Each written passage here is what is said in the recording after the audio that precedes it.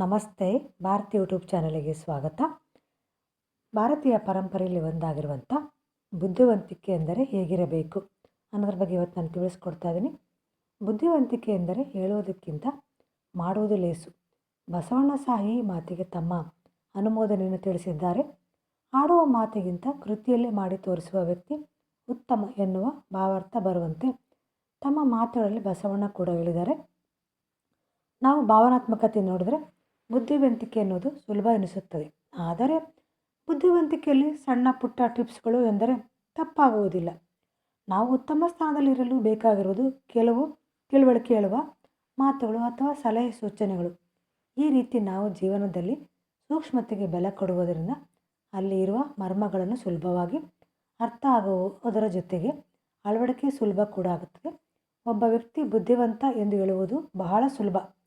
ಆದರೆ ಅತ್ಯಂತ ಬುದ್ಧಿವಂತಿಕೆ ಎಂದರೆ ಯಾರಿಗೂ ನೋವು ಮಾಡಬಾರದು.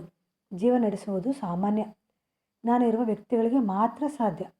ನಾವು ಮಾತನಾಡುವುದಕ್ಕಿಂತ ಕೇಳಿಸಿಕೊಳ್ಳುವ ಕಲೆಗೆ ನಮ್ಮನ್ನು ನಾವು ಒಗ್ಗಿಸಿಕೊಂಡರೆ ಮಾತ್ರ ಅಧಿಕ ಬುದ್ಧಿವಂತಿಕೆ ಮತ್ತು ಉತ್ತಮ ಜ್ಞಾನ ಗಳಿಸಲು ಸಾಧ್ಯ ಅಂತಲೇ ಹೇಳ್ಬೋದು. ನಾವು ವಾಸ್ತವಿಕತೆಗೆ ಬಂದರೆ ಬುದ್ಧಿವಂತಿಕೆ ಎಂದರೆ ಹೇಳುವುದಕ್ಕಿಂತ ಮಾಡುವುದು ಲೇಸು. ಬಸವಣ್ಣರು ಕೂಡ ಈ ಮಾತನ್ನು ತಮ್ಮ ಅನುಮೋದನೆಯಲ್ಲಿ ತಿಳಿಸಿದ್ದಾರೆ. ಆಡುವ ಮಾತಿಗಿಂತ ಕೃತಿಯಲ್ಲಿ ಮಾಡಿ ತೋರಿಸುವ ವ್ಯಕ್ತಿ ಉತ್ತಮ ಎನ್ನುವ ಭಾವಾರ್ಥ ಬರುವಂತೆ ತಮ್ಮ ಮಾತುಗಳಲ್ಲಿ ಬಸವಣ್ಣವರು ಕೂಡ ಹೇಳಿದ್ದಾರೆ. ನಾವು ವೈಚಾರಿಕತೆಯಿಂದ ನೋಡಿದರೆ ನಾವು ಆಡುವ ಮಾತಿಗೆ ಒಂದು ಅರ್ಥ ಬರುತ್ತದೆ. ಕೇಳಿಸಿಕೊಳ್ಳುವ ವ್ಯಕ್ತಿ ಸಮಾಧಾನದಿಂದ ಕೇಳಿಸಿಕೊಂಡರೆ ಯೋಚನೆ ಮಾಡುವುದರಿಂದ ಹಲವಾರು ರೀತಿಯ ಅರ್ಥ ಆಗುತ್ತದೆ.